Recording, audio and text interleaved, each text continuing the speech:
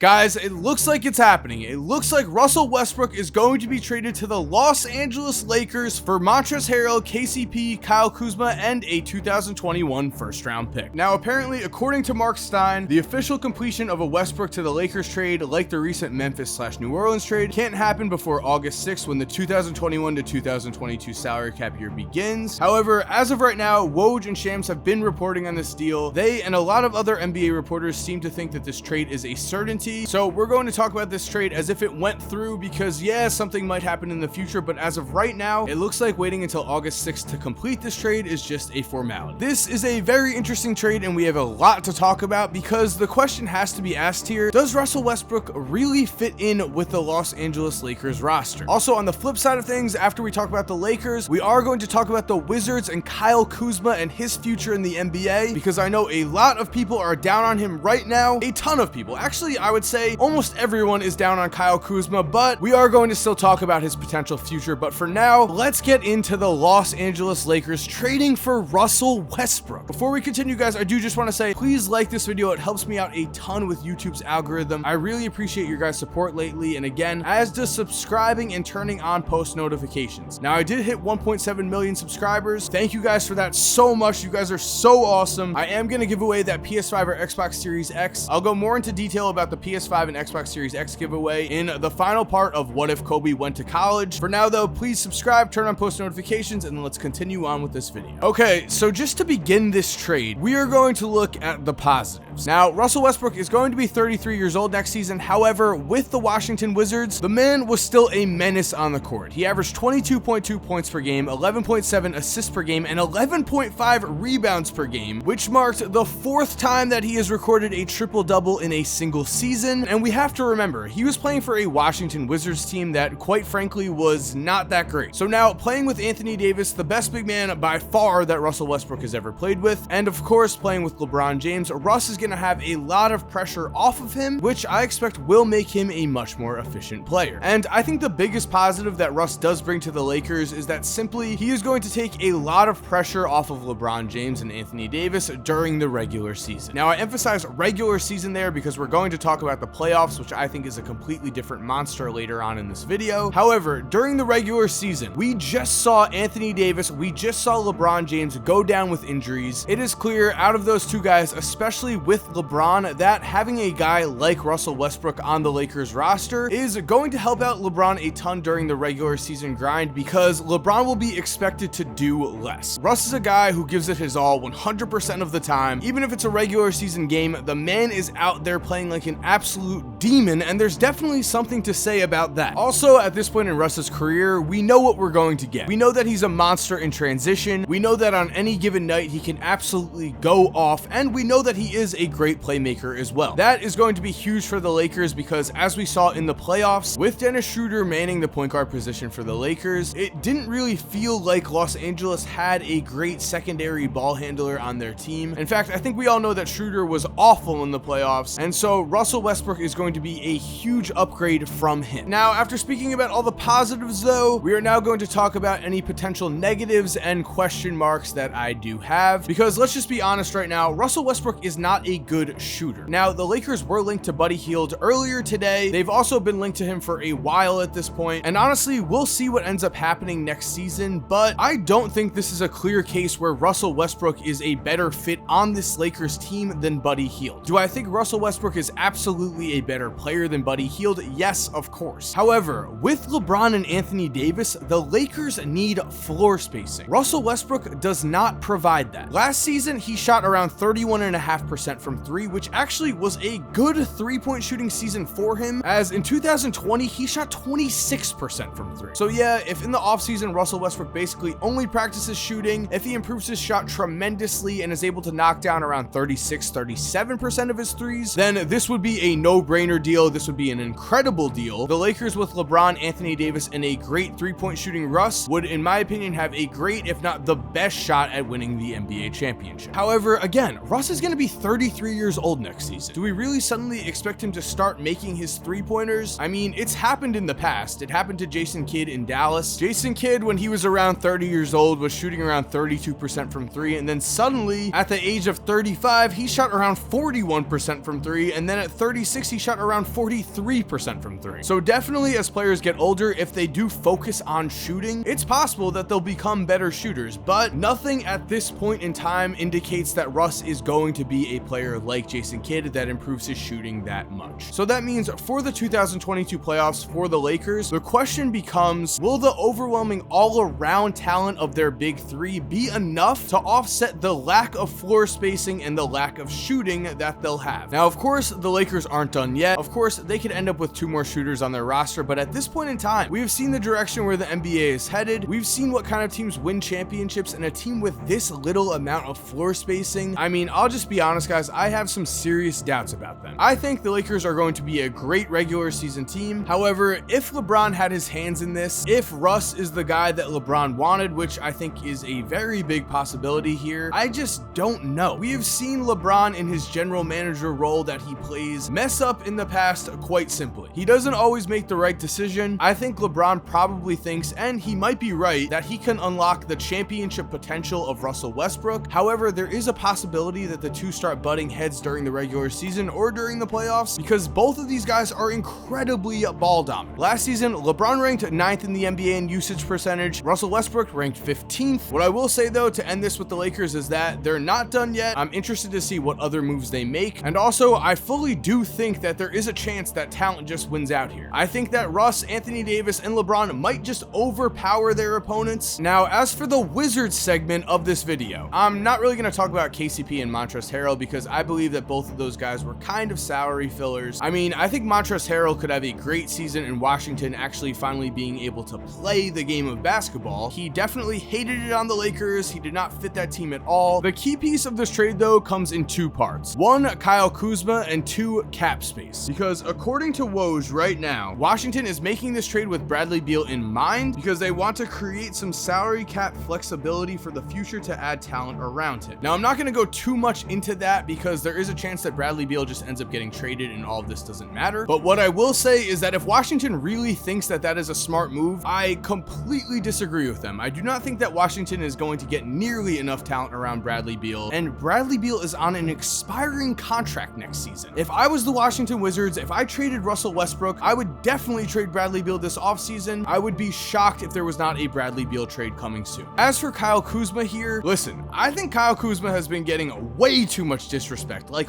way too much disrespect. If you follow NBA Twitter, you might have seen that there have been reports that the Lakers have basically been turned down for like 2nd round picks for Kyle Kuzma at this point. Now, personally, I'm just gonna go back to all of those sources and kind of cross them off in my mind because Kyle Kuzma just became one of the centerpieces of a deal for Russell Westbrook, so obviously his trade value was not that low, and I think there's a really good reason for that. Because if we remember, when Kyle Kuzma came into the NBA, he was seen as one of the most promising players in his draft class. In fact, he actually finished 4th in the Rookie of the Year voting behind just Ben Simmons, Donovan Mitchell, and Jason Tatum. In 2018, that was the level that Kyle Kuzma was at. Then the next season in 2019, Kyle Kuzma averaged almost 19 points per game, 5.5 rebounds per game. He shot around 46% from the field. He looked like he was going to become a 20-point per game scorer in the NBA for years to come. Then came the 2020 season where the Lakers won the championship and Kyle Kuzma got a much different role, a much lesser role. However, he still believes he can be an NBA All-Star. Kuzma, when asked if he can still be an All-Star, was quoted as saying, "I definitely can. I definitely believe that too. I don't really care what nobody thinks or says. I know myself and I know my ability. It's hard to be consistent in an inconsistent role. I'm excited for a more consistent space next year." He also said, "My biggest thing is I just want to play within a consistent role. If I have that ability, I'll be able to showcase what I can really do. There were parts of this year and even anywhere else in my career where I'm in a consistent space. I'm out there handling the ball, making teammates better, scoring, shooting, defending, rebounding. I think if I'm in that space, I'll be good." And the thing is, while Kyle Kuzma has certainly regressed the last 2 seasons, and I'm not going to go all in and say that Kyle Kuzma will definitely be an all-star or definitely be a 25 point per game scorer, which he has also said he could potentially be. I do think that on a different team, I do think that on the Washington Wizards, with a lot more offensive opportunities being thrown at him, Kyle Kuzma is going to have a much better season. So personally, I'm excited to see what Kyle Kuzma can do. Again, at the age of 23 in his second season, it looked like he had the potential to be a future all-star. I personally don't think he'll ever be a future all-star. However, I definitely could see him becoming a 20 point per game scorer, or at least just a high-level scorer in a more defined role. Kuzma personally has said, I'm working on my ball handling so I'm able to get where I want on the court more efficiently and not necessarily be an in-the-corner type of shooter. So if he is able to expand his game like that, if he's able to handle the ball, if he's able to score on different spots on the floor, if he's able to even make plays for his teammates, he is going to become a much better player. He's going to become a much more valuable player, and the Wizards have him on what I think is a steal of a contract. Currently, in the 2022 and 2023 seasons, Kuzma is making $13 million a season, which is basically the same amount of money that Luke Kennard is making on the Clippers. So what that means is if Kyle Kuzma improves at all, that is going to be a good contract, and just credit to the Wizards for getting rid of Russell Westbrook's contract while still potentially getting a very positive asset out of it. Because Russell Westbrook, with the money he's making, if you didn't know, he's making $44.2 million next season. Then in 2023, he is making $47 million,